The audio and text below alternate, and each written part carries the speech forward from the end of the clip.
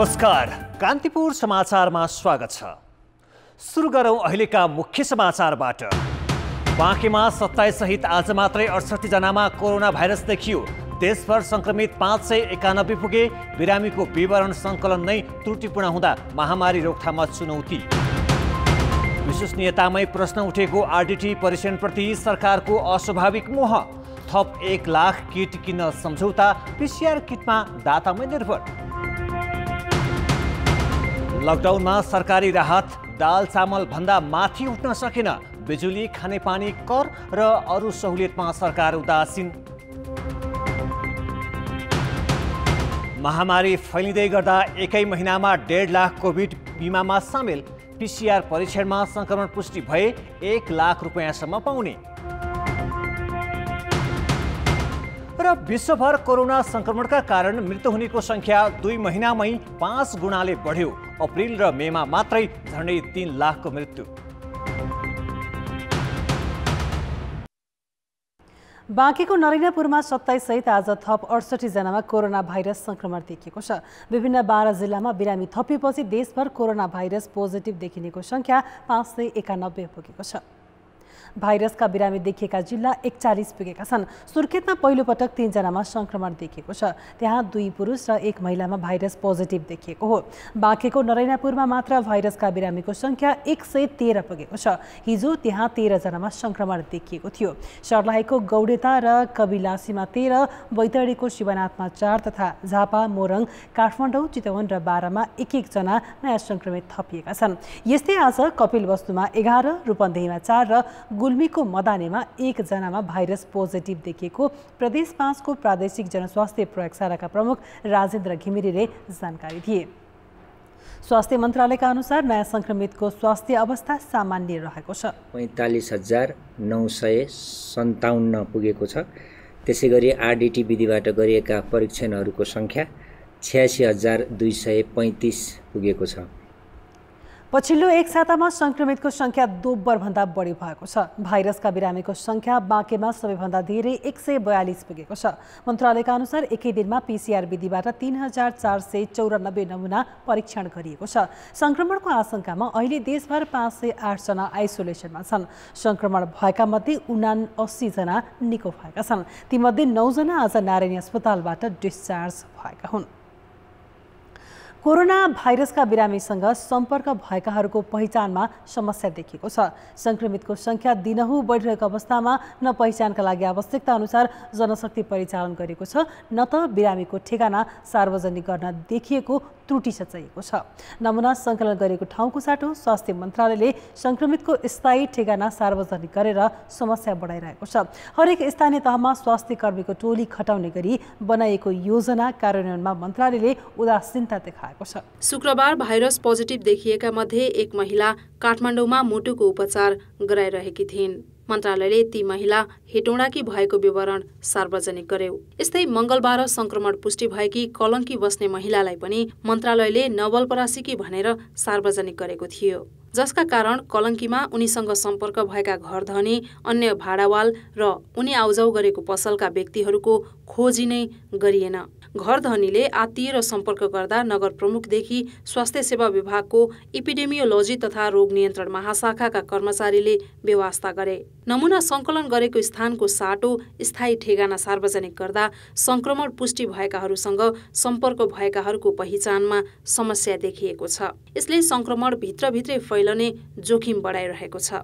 तपाईसँग सम्पर्कमा को आयो? फेरि हाम्रो त मान्छे मुभ गरेको छ। जस्तो मेरो क्षेत्रमा मान्छे रामेछापबाट मैतीदेवी आयो भनेपछि तुरुन्त रामेछाप खबर पुग्नु पर्यो। रामेछापमा कोसँग भेटेको थियो, बाटामा कोसँग भेटिएको थियो भन्ने कुरा हामीले तत्काल 4-5 घण्टाभित्रमा सबै कुराको सूचना लिएर अर्को 4-5 घण्टाभित्रमा त ती मान्छेहरू पहिचान गरेर राख्नुपर्ने मान्छेलाई आइसोलेसनमा, स्वाब लिनुपर्ने मान्छेको स्वाब लिनुपर्ने समेत गइसक्नेको एउटा सिस्टम हामीले क्रिएट गर्नुपर्ने हो। हामी अहिलेसम्म त्यो गर्न सकिरहेका छैनौँ।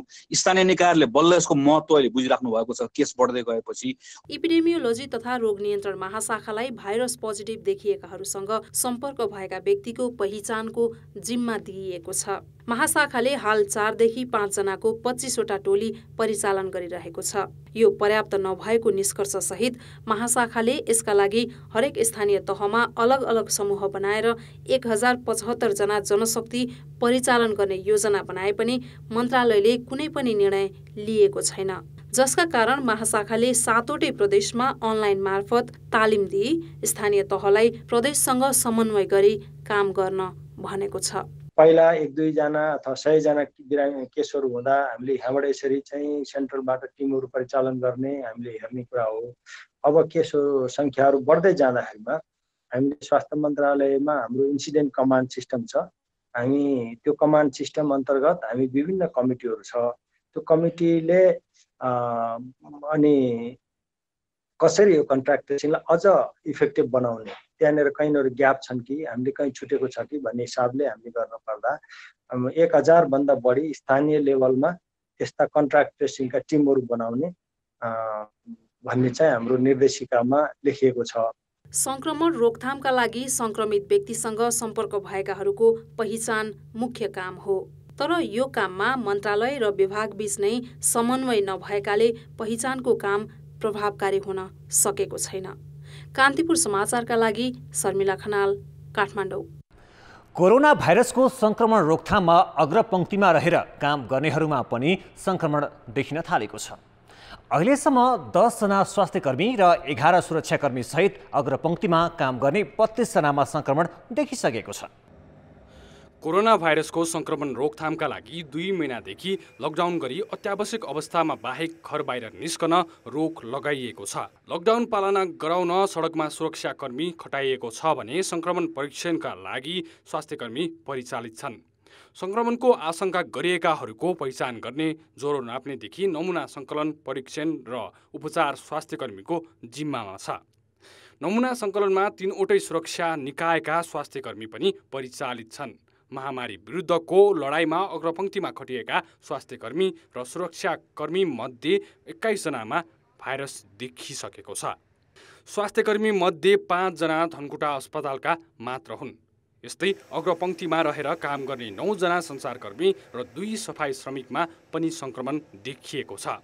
अग्रपंक्तिमा रहेर काम गर्नेहरू नै संक्रमित भएपछि उनीहरूको सुरक्षामा अपनाइएको सावधानीमै त्रुटि त भइरहेको छैन भनेर पनि प्रश्न उठाउन थालिएको छ। सामान्यतया अब हामीहरू चाहिँ यो जुन त्रासको बिचमा पनि एक प्रकारको मन डर गरेर हामीले चाहिँ होइन हाम्रो यो भनेको विश्वव्यापी समस्या हो र हामीले यसको लागि चाहिँ लड्नै पर्छ भन्ने त्यो भित्रबाट आउँदो रहेछ। र हामीहरू जहाँसम्म लाग्छ, मैले आफ्नो अस्पतालको कुरा गर्दै गर्दाखेरि चाहिँ सामान्यतया सबैजना त्यसरी एकदमै डराएर त्रसित भएको त म देख्दिनँ। अब अपवाद छोडेर होला, सामान्यतया चाहिँ मैले जति पनि चिकित्सकसँग कुरा गर्छु उहाँहरू चाहिँ यसको लागि तयारी अवस्थामा राखिदिन्छु। त्यो भौतिक रूपमा मात्र होइन, मानसिक रूपमा पनि तयार भएको चाहिँ देख्दछु। हुन त अग्रपंक्तिमा रहेर काम गर्नेहरूमा भाइरस कोबाट सर्यो भन्ने यकिन भएको छैन। त्यसो भनेर उनीहरूको सुरक्षा सावधानीमा लापरवाही गर्दा संक्रमण फैलिने जोखिम बढ्छ। किनभने स्वास्थ्यकर्मी र सुरक्षाकर्मी दुवैलाई अरू धेरैको सम्पर्कमा पुग्नुपर्छ। संक्रमण रोकथामका लागि अहिले थप 27,000 सुरक्षाकर्मी परिचालित छन्। स्वास्थ्यकर्मीबाट अस्पतालमा उपचारका लागि आउने बिरामी मार्फत अरूमा भाइरस सर्ने जोखिम हुन्छ। यस्तै सुरक्षाकर्मीको पनि सम्भावित संक्रमितसँग सम्पर्क भइरहेको हुन्छ। यसैले उनीहरूलाई व्यक्तिगत सुरक्षा सामग्री PPE सहित सावधानीका उपकरण आवश्यक पर्छ। तर सडकमा परिचालित सुरक्षाकर्मीले सामान्य मास्क र पन्जा बाहेकका सामग्री पाएका छैनन्। हाम्रो एउटा सेवाप्रतिको भाव नै हो। नेपाल प्रहरी अहिले आफ्नो स्थापना कालदेखि करिब 70 वर्ष नागिसक्यो। विभिन्न चरणमा विभिन्न च्यालेन्जहरू पहिलाको पुस्ता अहिलेको पुस्ताहरूले पनि गर्दै आएको छ। त्यो नै सबभन्दा ठुलो हाम्रो चाहिँ मोटिभेसन लाग्छ। तर त्योभन्दा पनि हामीले अहिले प्रोटेक्सनको मेजरहरू लिएको छौँ र त्यहाँ चाहिँ स्थानीय सरकारहरूले दिएको समन्वयको सहयोग र त्यहाँको अब हाम्रो स्थानीय अब सिडे साहबहरूदेखि लिएर अन्य सुरक्षा निकायसँग मसँग मिलेर काम गरिरहेको छ। र मुख्य चाहिँ हाम्रो आफूलाई सुरक्षित राख्ने तरिका कसरी र अनि सामूहिक भावना र सबैसँग मिलेर काम गरेर र जनताको पाएको सहयोग नै हाम्रो चाहिँ मनोबल हो। त संक्रमणबाट जोगिन व्यक्ति स्वयंले नै सावधानी अपनाउनुपर्छ। अर्को, जोखिम भएका क्षेत्रमा काम गर्ने स्वास्थ्यकर्मी, सुरक्षाकर्मी र सफाई श्रमिकलाई सावधानीका वस्तु उपलब्ध गराउनु सरकारको पनि जिम्मेवारी हो। सिपाहीलाई हतियार बिना युद्धमा पठाउँदा नतिजा के हुन्छ भन्ने ख्याल गरी अग्रपङ्क्तिमा रहेर काम गर्नेको स्वास्थ्य सुरक्षामा खेलाची नगरियोस्। कान्तिपुर समाचारका लागि क्यामेरामा मुरारी घिमिरेका साथ किशन भण्डारी, काठमाडौँ। विश्व स्वास्थ्य सङ्गठनले चिकित्सकीय प्रयोगका लागि मान्यता नदिएको र स्वास्थ्य अनुसन्धान परिषदले रोक्न भनेको आरडिटी अर्थात् द्रुत परीक्षण विधिलाई सरकारले भने अझै पनि प्राथमिकतामा राखेको छ। विश्वसनीयतामा प्रश्न उठाउँदै धेरै देशले रोकिसकेको द्रुत परीक्षणको लागि सरकारले भने थप 1,21,000 किट किन्न लागेको छ। स्वास्थ्य सेवा विभागले चैत दोस्रो साता बिना प्रतिस्पर्धा ओम्नी समूह मार्फत 75,000 आरडिटी किट किनेको थियो। विश्व स्वास्थ्य सङ्गठनले मान्यता नदिएका आरडिटी किट प्रयोग गर्न नहुने प्रतिवेदन सरकारकै स्वास्थ्य अनुसन्धान परिषदले स्वास्थ्य मन्त्रालयलाई यसअघि नै बुझाइसकेको छ। विश्वसनीयतामा प्रश्न उठेपछि भारत, स्पेन लगायत मुलुकले किनिसकेका किट नै फिर्ता गरे। आरडिटीबाट संक्रमणको सङ्केत नदेखिएकाहरूमा पिसिआर विधिबाट एकपछि अर्को गरी भाइरस देखिएपछि सदनमा समेत यसमा प्रश्न उठाइएको थियो। सरकारले जेठ लागे यता पिसिआरको दायरा त बढाएको छ, तर विश्वसनीय नमानिएको आरडिटीलाई पनि उत्तिकै प्राथमिकता दिएर अगाडि बढाइरहेको छ। स्वास्थ्य सेवा विभागले ओम्नी समूहसँग किनेका किट सकिएपछि फेरि 1 लाख किट किनेर जिल्ला जिल्लामा बाँडिसकेको छ भने थप 1,21,000 किट किन्न लिपु बेजिङ कम्पनीसँग सम्झौता गरेको छ। यसलाई हामीले एउटा प्रक्रिया अन्तर्गत गर्यौँ। हामीले पहिले चाहिँ यहाँ कसले हामीलाई चाहिँ आरडिटी चाहिँ कुन आरडिटी चाहिँ उपलब्ध गराउन सक्छन्, को सप्लायर्सहरू छन् भनेर हामीले जम्मैबाट चाहिँ सूचना माग्यौँ। ओपन सूचना दिएर माग्यौँ, इभन कस्ट पनि लिएर माग्यौँ। त्यो कस्ट लिइसकेपछि हामीले के गर्यौँ भने उनीहरूको मध्येबाट चाहिँ को चाहिँ हाम्रो स्पेसिफिकेसनमा कुन फिट हुन्छ भनेर हामीले एनपिएचएललाई पठायौँ। त्यहाँको एउटा कमिटीले निर्धारण गरेर नेसनल चाहिँ स्पेसिफिकेसन बनाएको स्पेसिफिकेसनभित्रका चाहिँ छानदिनु भइसकेपछि तिनीहरूसँग हामीले चाहिँ उनीहरूसँग चाहिँ हामीले लिखित कोटेसन मागेर रेटहरू लिएर अनि फिक्स गरेर हामी अगाडि बढेको। विभागले ठेकेदार कम्पनीसँग गरेको सम्झौता अनुसार एउटा किटको मूल्य 565 रुपियाँ पर्छ। यस आधारमा 9,68,75,000 रुपियाँ यसअघि नै खर्च भइसकेको छ भने थप 6,83,65,000 रुपियाँ ठेकेदारलाई दिने प्रक्रियामा छ। परीक्षणमा विश्वासिलो नमानिएको किटप्रति मन्त्रालयको मोह बुझिन सक्नु छ। समुदायमा संक्रमण छ छैन भनेर हेर्नलाई दोस्रो हप्तादेखि पछाडि हेर्न सकिन्छ। त्यस कार्यको लागि किन्ने हो भने यो उपयुक्त होला, तर पहिलो हप्तामा र व्यक्तिलाई त्यो इन्फेक्सन भएको छ कि छैन भन्ने पहिलो हप्तामै जाँच गर्नलाई यो उपयुक्त हुँदैन। अझ अनौठो त के भने आरडिटी किट खरिद गर्न मरिहत्ते गरिरहेको सरकार पिसिआर किटका लागि भने अरूकै भर परिरहेको छ। सरकारले सुरुमा 10,000 पिसिआर किट किनेकामा ती 1 महिना पहिले नै सकिसकेका छन्। अहिले पिसिआर विधिको परीक्षण चीन, स्विजरल्यान्ड र दक्षिण कोरियाले दिएका किटमा निर्भर छ। कान्तिपुर समाचारका लागि कृपाल गौतम, काठमाडौँ। सत्तारूढ दल नेकपाको शीर्ष नेतृत्वमा अमेरिकी आर्थिक अनुदान सहयोग एमसिसी संसदीय प्रक्रियामा अघि बढाउने बारेमा छलफल भएको छ। प्रधानमन्त्री निवास बालुवाटारमा आज भएको बैठकमा धेरैजसो नेताहरूले एमसिसीलाई स्वीकार गर्नु राष्ट्रिय हित विपरीत हुने बताएपछि छलफल टुङ्गोमा भने पुग्न सकेन। बैठकमा नेपाल विद्युत प्राधिकरणका कार्यकारी निर्देशक कुलमान घिसिङ र एमसिसी परियोजना प्रमुख खड्ग विष्टले एमसिसीको सहयोगमा बन्ने प्रसारण लाइनबारे प्रस्तुति दिएका थिए, तर राष्ट्रिय हितका विषयमा उनीहरूले कुनै टिप्पणी नगरेको बैठकमा सहभागी एक सदस्यले बताए। छलफलका क्रममा नेकपाका वरिष्ठ नेता तथा कार्यदलका संयोजक झलनाथ खनालले एमसिसी यथावस्थामा स्वीकार्न नहुने अडान राखेका थिए। कार्यदल सदस्य भीम रावलले पनि एमसिसी लामो समय रहने उद्देश्यले आउन खोजेको भन्दै विरोध गरेका थिए। वरिष्ठ नेता माधव कुमार नेपालले भने राष्ट्रिय हितको पक्षमा काम गर्दा सामूहिक छलफल नगर्ने प्रवृत्तिले अहिलेको समस्या आएको बताए। तर कार्यदलकै सदस्य तथा परराष्ट्र मन्त्री प्रदीप ग्यावालीले भने कमी कमजोरी भए सच्याएर अघि नबढेमा कूटनीतिक तहमा अविश्वास पैदा हुने बताएका थिए। जवाफमा अध्यक्ष पुष्पकमल दाहालले छलफल अनौपचारिक भएको भन्दै थप बहस गरेर टुङ्गोमा पुग्नुपर्ने बताएका थिए। छलफलमा अर्का अध्यक्ष तथा प्रधानमन्त्री केपी शर्मा ओलीले उनी भने सहभागी भएनन्। आजको छलफलमा महामारीले उत्पन्न आर्थिक सङ्कटलाई बजेटमा कसरी सम्बोधन गर्ने भन्नेमा समेत कुराकानी भएको थियो। त्यहाँ अर्थमन्त्री युवराज खतिवडा पनि सहभागी थिए। भारतको नौतुनामा रहेको क्वारेन्टिनमा एक 35 वर्षीय नेपाली पुरुषको मृत्यु भएको छ। रूपन्देही प्रहरीका अनुसार 16 दिनदेखि क्वारेन्टिनमा रहेका उनको आज मृत्यु भएको हो। उनको स्वाब सङ्कलन गरी भारतकै महाराजगञ्ज जिल्ला अस्पतालमा परीक्षण भइरहेको छ। मृतकको विवरण खुलाइएको छैन। यता हिजो सङ्क्रमण पुष्टि भएका रूपन्देही गैडहवाका 7 जनालाई बुटवल स्थित कोरोना अस्पतालमा राखिएको छ। लकडाउनका बेला अस्पतालमा सुत्केरी सेवा सहज छ, तर जिल्ला अस्पताल सङ्खुवासभाले रिफर गरेको सुत्केरीका परिवारले निजी अस्पतालमा मोटो रकम बुझाउन नसकेपछि ज्यानै गुमाउनु परेको छ। उपचारका लागि रकम नभएपछि फर्काएर जिल्ला अस्पताल सङ्खुवासभा भर्ना भएकी खाँदबारी नगरपालिका पाङठाकी 32 वर्षीय गङ्गा कार्कीलाई राष्ट्रपति महिला उत्थान कार्यक्रम अन्तर्गत सेनाको हेलिकप्टरबाट हवाई उद्धार गरियो। तर उपचारमा निकै ढिलो भएकाले उनलाई चिकित्सकले बचाउन सकेनन्। उनको थापाथली स्थित प्रसुति गृहमा शुक्रबार राति मृत्यु भयो। उनलाई जिल्ला अस्पताल सङ्खुवासभाले रिफर गरेपछि विराटनगरको नोबेल अस्पताल लगिएको थियो। प्रसव पीडामा छटपटाइरहेकी उनको जिल्ला अस्पताल खाँदबारीले उच्च रक्तचाप लगायतका समस्या देखिएपछि सुविधा सम्पन्न अस्पताल लैजान रिफर गरेको हो। प्रेग्नेन्सी इन्ड्युस हाइपरटेन्सन भनेर विराटनगर रिफर गरेका थियौँ। अब विराटनगर पुग्दाखेरि अब त्यहाँ बच्चा चाहिँ स्टिल बर्थ भएछ भनेको बच्चा चाहिँ मरेकै बच्चा निस्किएछ। अनि आमालाई चाहिँ आइसियुमा लगेर उपचार गर्नुभएछ। तर के कारणले उपचार गर्नुभयो भनेर चाहिँ त्यो हामीलाई उताबाट कागज उपलब्ध नभएको कारणले हामीलाई त्यो चाहिँ थाहा भएन। अनि बिहान चाहिँ लगभग 3 दिन जति उहाँहरूले आइसियुमा राखेर उपचार गर्नुभएछ। अनि उपचार गर्ने क्रममा अब उहाँहरूसँग पैसा अब आइसियुमा राखेर उपचार गर्दा एकदमै खर्च भयो भनेर उहाँहरूले चाहिँ त्यहाँबाट बिरामी निकालेर ल्याउनु भएछ घर।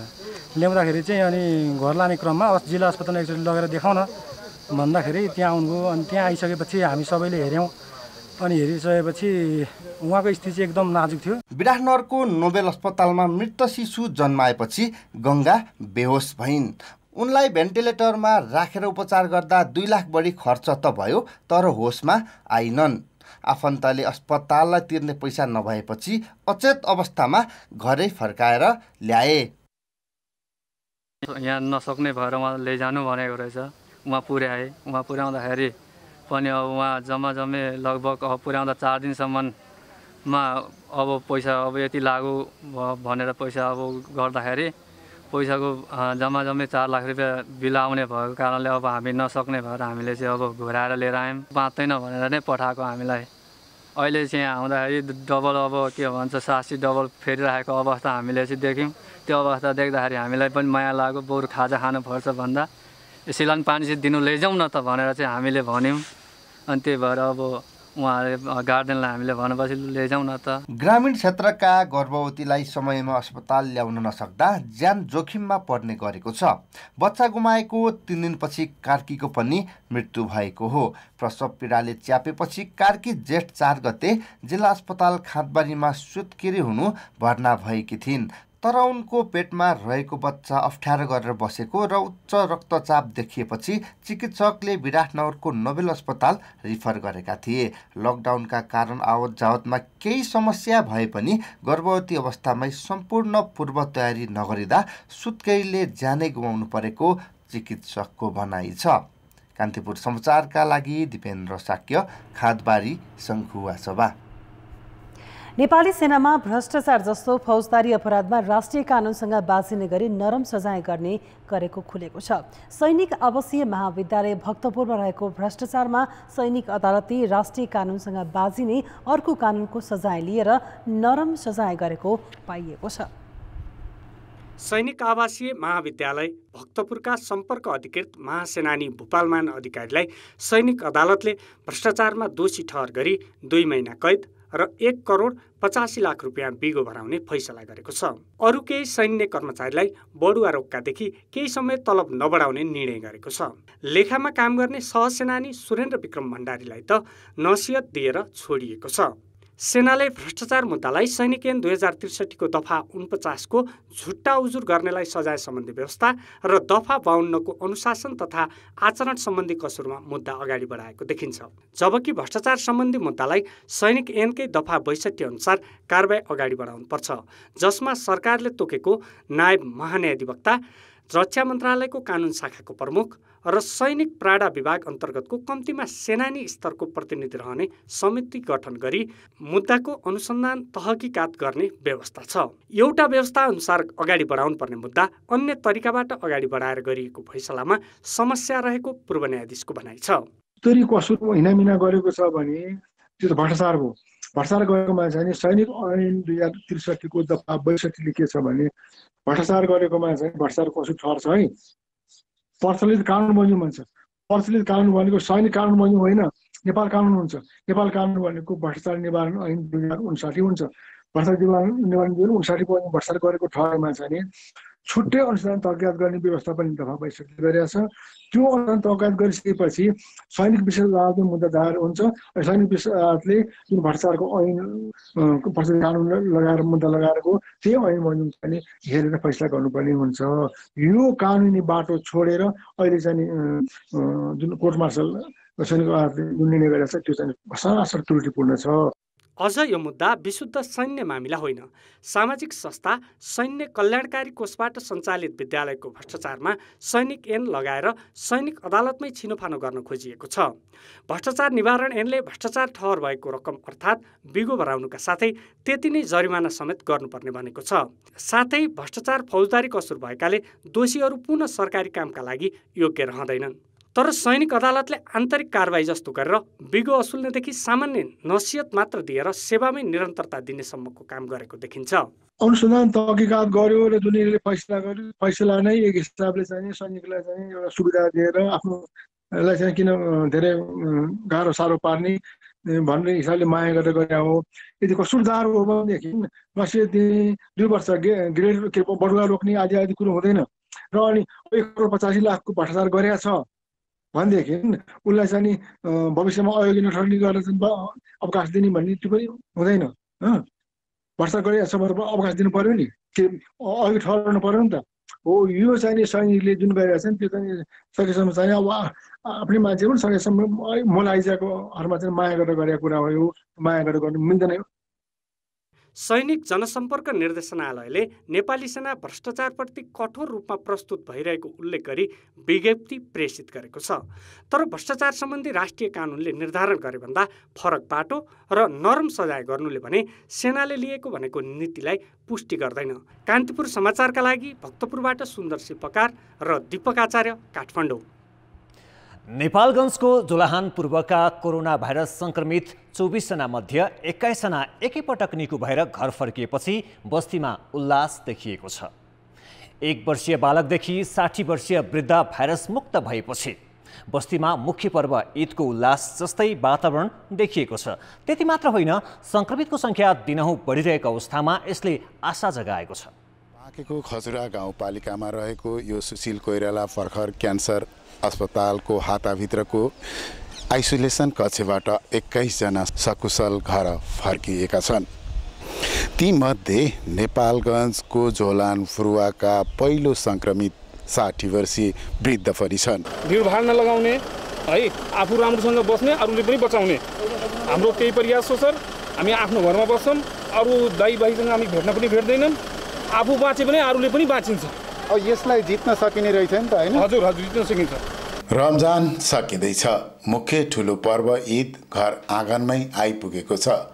आकाशमा चाँद कति बेला देखिने हो सबै प्रतीक्षामा छन्। आइसोलेसनबाट कोरोना भाइरसको कालो बादल चिर्दै अस्पतालबाट निको भएर घर फर्केका 21 जनालाई बस्तीमा भव्य स्वागतका साथ भित्र्याउँदा जोहलान पूर्वावासीमा ईद पर्वको उमङ्ग छाए जस्तै देखिन्थ्यो।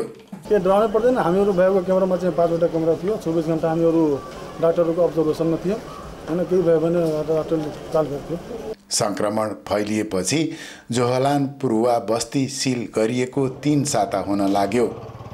आइसोलेसनबाट भाइरस संक्रमित निको भएर फर्किने क्रम बढेसँगै प्रशासनले सिल गरेको बस्ती ईद पर्व अघि नै खुला गर्ने भएको छ। त्यसपछि मानिसभित्रको त्रास पुरै अन्त्य हुने र कोरोना भाइरसलाई जितेर फर्किनेले उच्च सावधानीका साथ घरमा बस्न सबैलाई प्रेरित गर्ने हुँदा समाजमा सचेतना बढ्ने अपेक्षा चिकित्सकको छ। रोग लाग्दैमा सबै मर्ने होइन रहन्छ, निको पनि हुँदो रहेछ। हामीलाई आइसोलेसनमा राखेको चाहिँ टर्चर होइन, यो त हाम्रै लागि, हाम्रो परिवारको लागि एउटा नसरोस् भनेर गर्छ भन्ने कुरा त्यो उहाँको अनुभूति भइसकेको पनि छ। सुरुका दिनमा उहाँहरूलाई निश्चित अनुभूति भए पनि र यसरी डिस्चार्ज भएर गइसकेपछि पनि यो नै होइन आफै चित्र आफै बोल्छ भने जस्तै यो घटनाले आफै प्रमाणित गर्छ। सकेसम्म भाइरस सङ्क्रमण फैलिन नदिने र सङ्क्रमित भइहाले बेलैमा नमुना परीक्षण गरी चिकित्सकको निगरानीमा उच्च मनोबल र सकारात्मक सोचका साथ आइसोलेसनमा बस्ने हो भने भाइरसलाई जित्न सकिने ज्वलन्त उदाहरण बनेका छन् नेपालगञ्ज झोलान पूर्वका 21 जना, जसले मानव समुदायका लागि सुखद भविष्यको सङ्केत पनि गरेको छ। यहाँबाट घर फर्किनेहरूले कोरोना भाइरसलाई पराजित मात्र गरेका छैनन्, उनीहरूले यो भाइरसलाई सजिलै पराजित गर्न सकिन्छ भन्ने सङ्केत र सन्देश पनि दिएका छन्। कान्तिपुर समाचारका लागि क्यामेरामा रेजिना मल्लका साथ जे पाण्डे, कोरोना आइसोलेसन अस्पताल खजुरा बाँके। यसरी जोलाहान पूर्वका 24 जना मानिसहरू कोरोना भाइरसलाई पराजित गरेर घर फर्केर आउँदाखेरि अर्को बस्ती नरैनापुरका 27 जनामा कोरोना भाइरसको सङ्क्रमण देखिएको छ आज मात्रै। यही विषयमा थप कुराकानी गर्नको लागि त्यहाँबाट हाम्रा संवाददाता जे पाण्डे प्रत्यक्ष फोन सम्पर्कमा जोडिएका छन्।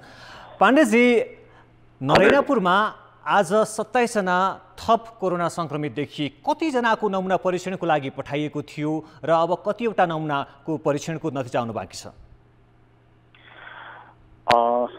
त्यहाँ जुन परिणामहरू आइरहेको छ त्यहाँ पहिला नै चिकित्सकहरूले अनुमान गरेकै आधारमा यो आइरहेको छ।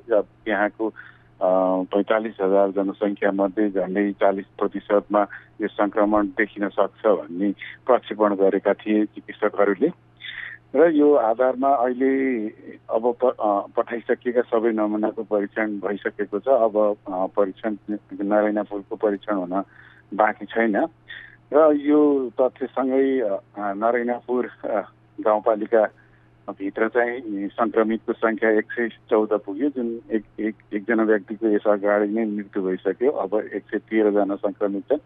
खास गरी त्यहाँ एउटा यसले जटिल समस्या निम्ताएको छ। त्यहाँ चाहिँ सङ्क्रमितहरूलाई लिन जान आउन र राख्ने कुराहरूमा चाहिँ ठुलो व्यवधान खडा भइरहेको छ। स्थानीयहरूले प्रतिरोध गर्ने गरेका छन् सुरक्षाकर्मी चिकित्सकहरूलाई, जुन एम्बुलेन्स लिएर सङ्क्रमितहरूलाई लिन जाँदाखेरि एम्बुलेन्सकै अगाडि सुत्तिने, एम्बुलेन्स तोडफोड गर्न प्रयास गर्ने गर्दा हिजो राति 13 जनालाई ल्याउने जुन कार्यक्रममा गएका थिए सुरक्षाकर्मी र स्वास्थ्यकर्मी एम्बुलेन्स लिएर भागाभागको अवस्था भएको थियो। गाउँमा 2-3 हजार मानिसले सुरक्षाकर्मीहरूलाई नै लखाटेका थिए भने एम्बुलेन्स तोडफोड गर्न थालेपछि एम्बुलेन्स भगाइएको थियो। त्यहाँबाट फेरि नेपालगञ्जतर्फ बाटोमा आइपुगेको एम्बुलेन्सलाई पछि पुलिसले थप मद्दतका साथ लिएर गएर उनीहरूलाई 3 बजेतिर चारैतिर घेराउ गरेर मात्र बिहान 3:30 बजेतिर नियन्त्रणमा लिएर अनि अहिले भर्खरै केही बेर अगाडि मात्रै यहाँ नेपालगञ्जको आइसोलेसनमा राखिएको छ। यहाँ पाण्डेजी, बस्ती नै जोखिममा पर्दाखेरि पनि र त्यहाँका प्रत्येक मानिसहरू नै जोखिममा पर्दाखेरि पनि उनीहरू स्वास्थ्यकर्मीलाई सुरक्षाकर्मीले अवरोध गरिरहेका छन्, कारण के हुन सक्छ? त्यो बस्तीमा यो कोरोना सङ्क्रमण ले उत्पन्न गर्न सक्ने समस्याका बारेमा जनचेतना पाइएन र उनीहरूमा यो चेतना जगाउने प्रयास पनि भएन। त्यहाँ धेरै राज्य र त्यहाँको बिचमा धेरै ग्याप देखियो, धेरै दूरी देखियो। उनीहरूलाई बुझाउने जनशक्ति त्यहाँ यस्तै समस्या केही समय अघि जोलाहान पूर्वमा पनि देखिएको थियो। त्यहाँ सेना परिचालन गरेर पछि सम्झाइ बुझाइ त्यहाँ परीक्षण गरिएको थियो, नमुना सङ्कलन गरिएको थियो। त्यहाँ चाहिँ के गर्दैछ? त्यहाँ अब नमुना सङ्कलन गर्ने काम त अहिले पहिलो चरणको काम झन्डै सकिएको छ।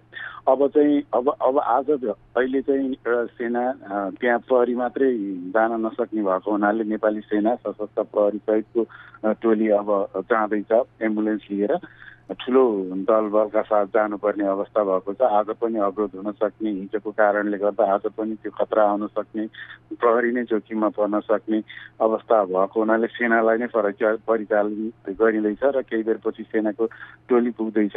यो खास पछि सुरुको टाइममा चाहिँ नेपालगञ्जको जोलान पूर्व जुन जहाँ अहिले एकदम उल्लास छ, जहाँका मान्छेहरू यो कुरालाई बुझिसकेका छन्, त्यहाँ फरक खालको अवस्था देखा परिसकेको छ भने राप्तीपारी चाहिँ आइसोलेसनमा जानै हुँदैन, त्यहाँ जानु भनेको एकदम जोखिम हो, खतरा हो भन्ने जुन भावना छ त्यसलाई चिर्न नसकेका कारणले त्यो खालको अवरोध आइरहेको त्यहाँबाट। र नरेनापुरलाई सिल गरिएको छ र अन्य क्वारेन्टिनहरूको पनि अस्तव्यस्तता देखियो, यो सिललाई पनि उल्लङ्घन गरेको देखियो र लकडाउनलाई पनि उल्लङ्घन गरेको देखियो। यो सबै भइरहँदाखेरि त्यहाँ किन सरकारका विभिन्न संयन्त्रहरू त्यहाँ सक्रिय हुन सकेनन्, यो अवस्थालाई नियन्त्रणमा लिन सकेनन्?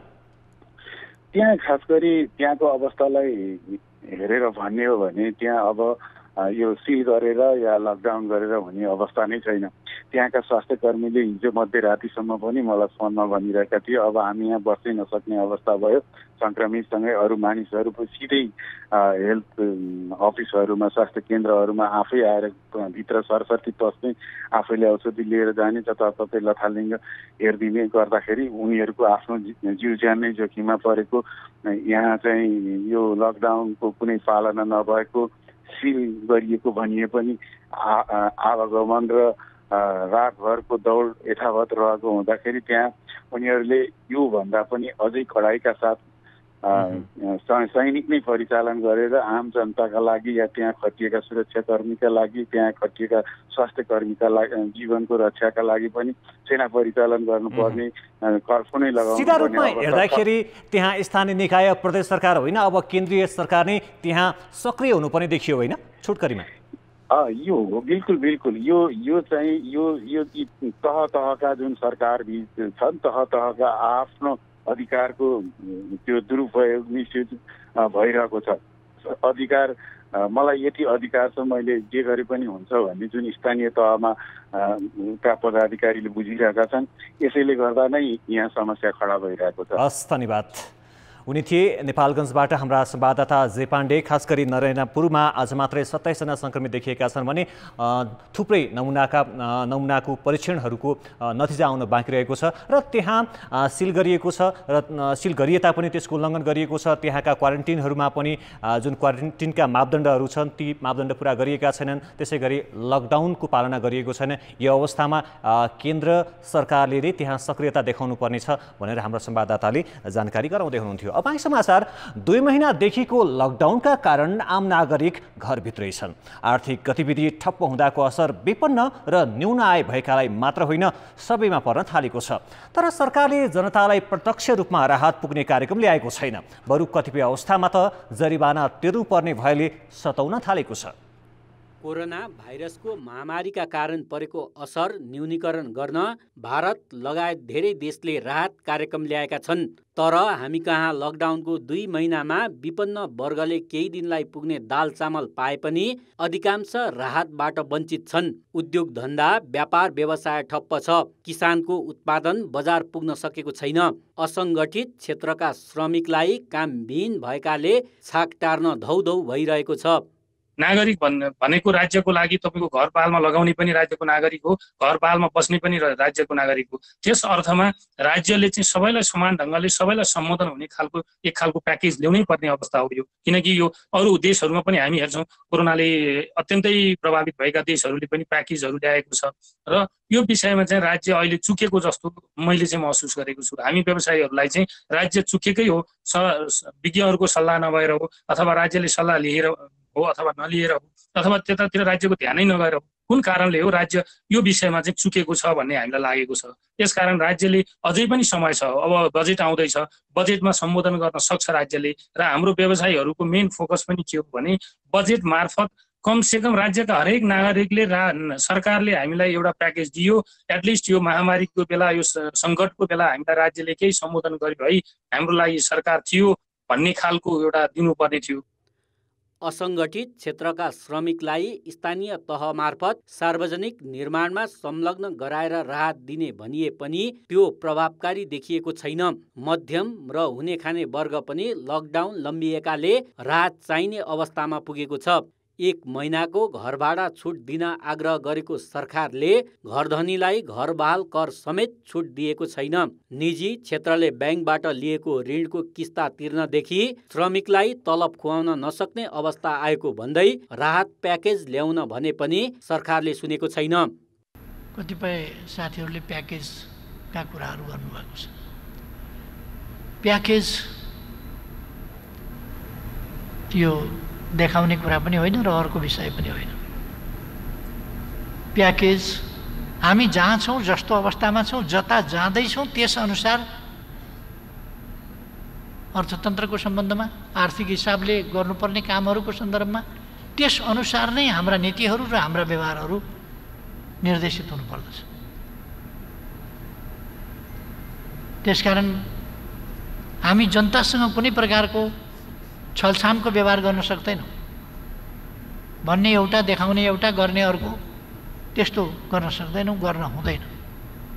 हामीले यथार्थ चित्रण जनताका सामु राख्नुपर्दछ र प्याकेज प्रस्तुत गर्दा राम्रो हिसाब किताबका साथ त्यसरी प्याकेज प्रस्तुत गर्नुपर्दछ, जो सस्टेनेबल हुन सकोस्, जो राज्यले पनि धान्न सक्ने हुन सकोस्, जो स्रोत आधारित हुन सकोस्। नेपाल टेलिकमले सेवा बापत ग्राहकसँग वर्षेनी 15 अर्ब रुपियाँ हाराहारी मुनाफा कमाउँछ। यस्तै नेपाल विद्युत प्राधिकरणले पनि बिजुली बेचेर मुनाफा कमाउँदै आएको छ। तर यस्तो विपदका बेला ती संस्थाको सेवामा पनि ग्राहकले खासै छुट पाएका छैनन्। तोकिएको युनिट भन्दा बढी विद्युत खपत गर्नेलाई केही छुट दिएको छ, तर यसले सबैलाई समेटेको छैन। बरु बिजुली, पानी र टेलिफोनको महसुल समयमै नबुझाए जरिमाना असुलिने त होइन भन्ने डर ग्राहकमा छ। संक्रमणको जोखिमबाट बच्न बारम्बार साबुन पानीले हात धुनुपर्छ भनिए पनि सरकारी कम्पनीले महसुल लिएर सहजै पानी समेत दिने गरेको छैन। खाद्य संस्थान आफूसँग पर्याप्त मौजात छ भन्छ, तर गरिबको झुपडीमा चुलो बल्न छाडेको छ। जनताले सरकारसँग राहतको अपेक्षा गर्ने यस्तै विपदका बेला हो। तर लकडाउनले झन्झन अप्ठ्यारो पर्दै गएकाहरूलाई अभिभावकीय छहारी दिनुको साटो सरकार अल्मलिएको छ। कान्तिपुर समाचारका लागि पर्वतराज घिमिरे, काठमाडौँ।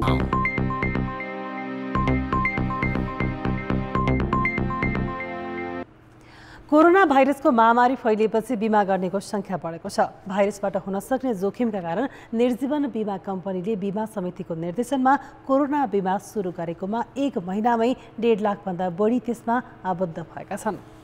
बिमा समितिले संक्रमण पछिको स्वास्थ्य सुरक्षा र सन्तुलित आहारका लागि भन्दै कोरोना बिमा गर्न निर्देशन दिएपछि निर्जीवन बिमा कम्पनीले योजना ल्याएका थिए, जस अन्तर्गत 1 वर्ष बिमा अवधिमा 1 लाखको बिमा गर्न 1000 र 50,000को बिमा गर्न 500 रुपियाँ तिर्नुपर्छ। परिवारकै बिमा गर्दा तिर्नुपर्ने रकम अझ कम छ। यो बिमा गराउने कसैलाई 15 दिनपछि PCR विधिबाट परीक्षण गराउँदा भाइरस पोजिटिभ देखिए उनीहरूले बिमा रकम पाउँछन्।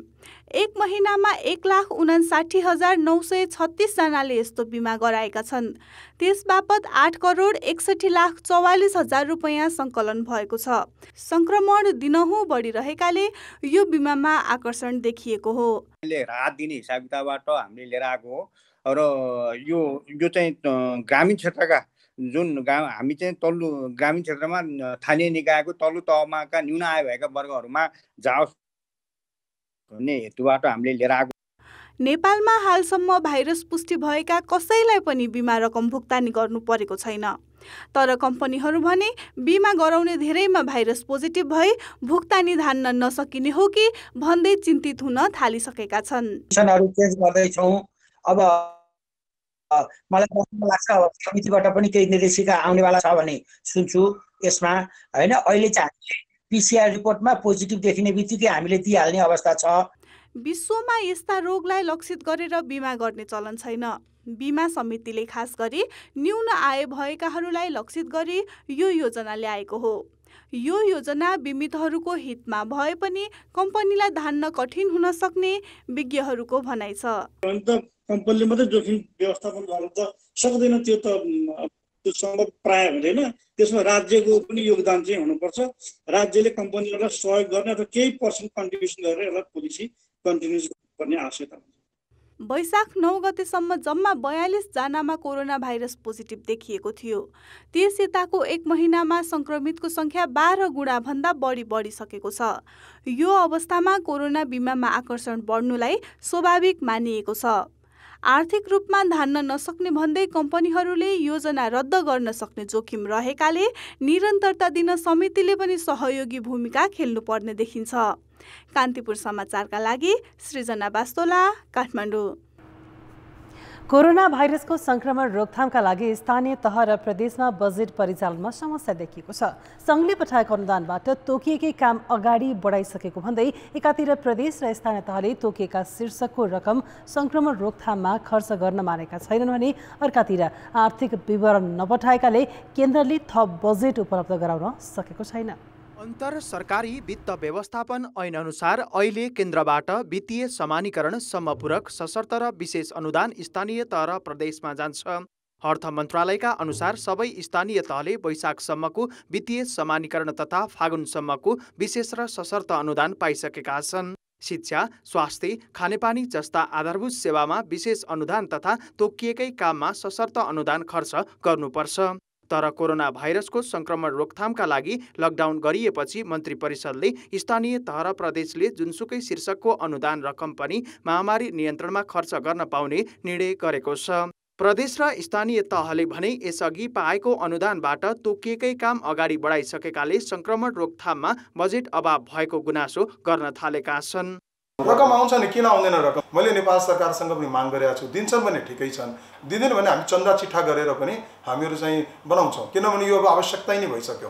अब हामीले चाहिँ पानी खानुपर्छ, कुवा खोज्ने होइन, आगो लाग्यो दमकलको टेन्डर गर्ने होइन कि अब दमकल खडा गर्नु पर्यो, कुवा पहिलादेखि नै खोज्नु पर्यो, अनि मात्र हामी यो महामारीबाट जित्न सक्छौँ मलाई लाग्छ। लकडाउन अघि टेन्डर भई प्रक्रियामा गएका आयोजना र कार्यक्रमको रकम महामारी नियन्त्रणमा खर्च गर्दा अगाडि बढाइएका आयोजनामा सिर्जना भएको दायित्व कसरी बेहोर्ने भन्ने अन्यल उनीहरूमा छ। खास गरी भारतसँग सीमा जोडिएका र अहिले संक्रमण धेरै देखिएका जिल्लाका स्थानीय तहलाई क्वारेन्टिन व्यवस्थापन गर्न आर्थिक रूपमा धौधौ परिरहेको छ। लकडाउनले धेरैजसो कर्मचारी घरमै रहेकाले स्थानीय तहले केन्द्रमा आर्थिक विवरण भने पठाएका छैनन्। अभाव झेलिरहेका स्थानीय तहलाई थप बजेट उपलब्ध गराउन अन्यल भएपछि सरकारले संक्रमण रोकथामका लागि जम्मा भएको राहत कोषमा जम्मा भएको रकम पठाउने तयारी गरेको छ। यसको निड यति यो निकायलाई, यो तहलाई भनेर चाहिँ स्वास्थ्य मन्त्रालयले भनेपछि त्यो तहमा पैसा गएको छ कि छैन दोहोरो नपर्ने सन्दर्भमा चाहिँ अर्थ मन्त्रालयबाट भेरिफिकेसन भइसके पछाडि अनि हामी चाहिँ सञ्चालक समितिको बैठकबाट निर्णय गर्छौँ र त्यो निर्णयलाई महालेखा नियन्त्रक कार्यालयले कार्यान्वयन गर्छ। यो 20वटा सीमा जोडिएका 20वटा जिल्लाहरूलाई, सीमानाका जोडिएका 20वटा ठाउँहरूको लागि चाहिँ हामीले केही पैसाहरू पनि अस्तिको निर्णयबाट चाहिँ छोड्ने भनिरहेका छौँ। केन्द्र सरकारले राहत कोषको रकम दिएर पन्छिने भन्दा पनि यसअघि सिर्जना भइसकेको आर्थिक दायित्वको भुक्तानी कसरी गर्ने भन्ने अस्पष्टता चिरे बजेट अभावको गाँठो फुक्नेछ। कान्तिपुर समाचारका लागि वीरगञ्जबाट उपेन्द्र ठाकुरका साथ बाबुराम तिमिलसिना, काठमाडौँ। राष्ट्रिय गौरवको भेरी बवै बहुउद्देश्य डाइभर्सन आयोजनामा 2 अर्बको टेन्डर रद्द भएको छ। दोस्रो चरणको हाइड्रो मेकानिकल अन्तर्गत द्वार तथा पेन स्टक पाइप निर्माण कार्यका लागि गरेको टेन्डर रद्द भएको हो। जलस्रोत तथा सिँचाइ विभागले वैशाख 30 गते टेन्डर रद्द गरेको हो। विभागले कोरोना असरका कारण निर्माण कम्पनीहरूको प्रतिस्पर्धा नदेखिएकाले टेन्डर रद्द गर्नु परेको हो। उक्त कार्यका लागि विभागमा 2 अर्बको अनुमानित लागत प्रस्ताव पेश गरिएको थियो। सुरुङ निर्माणको काम तोकिएको समय अगावै सम्पन्न भएपछि गत साउनदेखि आयोजनाको दोस्रो चरणका काम सुरु गरिएको थियो। दोस्रो चरण अन्तर्गत headworks, surge shaft, penstock लगायतको सिभिल निर्माण र पावर हाउस निर्माणका कार्य छन्। बाँध र पावर हाउस बनाउने जिम्मा लिएको रमण कन्स्ट्रक्सनसँगै मिलेर बाँधको पानी रोक्ने गेट सँगसँगै गर्नुपर्ने काम भएकाले पछिल्लो निर्माण व्यवसायीसँग कामको गति नमिले समस्या हुने भएकाले ठेक्का रद्द गर्नु परेको आयोजनाले जनाएको छ। ठेकदार आएर उसले काम गर्ने वातावरण पाएन भने, भएन भने, काम गर्ने अवस्था भएन भने त उसले त मलाई काम दियो भने उसले क्लेममा जाने अवस्था हुन्छ। क्लेममा गयो भने फेरि राज्यलाई थप आर्थिक भार पर्ने हुन्छ भन्ने हिसाबले चाहिँ विभाग त्यसरी रद्द गरेको छ क्या। आयोजनाका अनुसार हाइड्रो मेकानिकल निर्माण अन्तर्गत गेट तथा पेनस्टक पाइपको काम पर्दछ। बाँध बनाइसकेपछि नदीको पानी खोल्न र बन्द गर्न गेटको प्रयोग हुन्छ। सुरुङभित्र पानी पठाउने कार्यका लागि समेत गेटहरूको आवश्यकता पर्दछ। सुरुङबाट बाहिर निस्केको पानी फलामको पाइप मार्फत पावर हाउससम्म लगेर टर्बाइन मार्फत बिजुली निकालिन्छ। सुरुङभित्रका काम पुरा भइसकेको छ भने बाहिरको स्लेब प्रोटेक्सनको काम बर्खा अघि सक्नुपर्ने भएकाले सुरक्षाको मापदण्ड अनुसार काम गरिरहेको आयोजनाले जनाएको छ। क्लोज क्याम्पमा राखेर अनि सामाजिक दूरी कायम गर्ने अरू त्यो जुन त्यो प्रावधानहरू पालना गर्नुपर्ने छ त्यो प्रावधान पालना गरेर गरिरहेका छौँ एउटा काम। अनि अर्को चाहिँ यो चिप्लेमा जुन हाम्रो बाँध बनाउने जुन ठाउँ छ त्यहाँ चाहिँ कफर ड्याम भनेको त्यो पानीको भेलीको बिचमा चाहिँ एउटा सानो ड्याम बनाएर पानी चाहिँ आउन नदिने हिसाबले त्यो कफर ड्याम बनाउनु चाहिँ महत्त्वपूर्ण छ। त्यो अहिले बनाउन पाइएन भने बर्खापछि पनि काम गर्न सकिँदैन फेरि। त्यो भएर कफर ड्याम र यताको स्लोप पुट दुईटा काम चाहिँ हामीले अहिले गरिरहेछौँ भनौँ न। सुर्खेतमा एभाइलेबल भएसम्मको मेटेरियल चाहिँ हामीले सबै ठाउँ खोज तलास गरेर सिमेन्ट अब बालुवा त हामीसँग लोकल रूपमा पाइने हो। बालुवा हामीले बौईबाट लाने गरेका थियौँ, बौईबाट एभाइलेबल छ। 33 अर्ब 19 करोड लागतको उक्त बहुद्देशीय आयोजनाको हालसम्म 39.4% भौतिक प्रगति र 31.60% वित्तीय प्रगति भएको छ। अहिले आयोजनामा सीमित जनशक्ति मार्फत यस आर्थिक वर्षमा सक्नुपर्ने काम भइरहेको छ। दोस्रो चरण अन्तर्गतका कामको टेन्डर रद्द हुँदा राष्ट्रिय गौरवको आयोजना भेरी बबई बहुद्देशीय आयोजना निर्माणको काम समयमा पूरा हुन नसक्ने देखिएको छ। कान्तिपुर समाचारका लागि क्यामेरामा नवीन साईका साथ कमल पन्त, सुर्खेत। अब जनमतको अन्तिम परिणाम। जनमतमा हिजो हाम्रो प्रश्न थियो, सार्वजनिक पूर्वाधारमा क्वारेन्टिन र आइसोलेसन बनाउन गरिने अवरोधलाई के भन्नुहुन्छ? ए महामारीप्रति संवेदनहीनता, बी अनावश्यक त्रास र सी संक्रमणमा सजगता। जनमतको अन्तिम परिणाम यस्तो छ, ए महामारीप्रति संवेदनहीनतामा 47%, बी अनावश्यक त्रासमा 36% र सी संक्रमणमा सजगतामा 70% मत प्राप्त भएको छ। अब आजको प्रश्न। जनमत हाम्रो प्रश्न छ, संक्रमित व्यक्तिको सम्पर्कमा पुगेकाहरूको पहिचानमा किन समस्या भएको होला? ए समन्वय नभएर, बी ठोस योजना नभएर र सी व्यवस्थित लगत प्रणाली नभएर। जनमतको अन्तिम परिणाम भोलि साँझ 8 बजेको कान्तिपुर समाचारमा प्रसारण गर्नेछौँ। कृपया 34001मा SMS गरी आफ्नो मत व्यक्त गर्नुहोला। कान्तिपुर समाचार अहिलेलाई सकियो। कान्तिपुर टेलिभिजन हेर्दै गर्नुहोला। नमस्ते।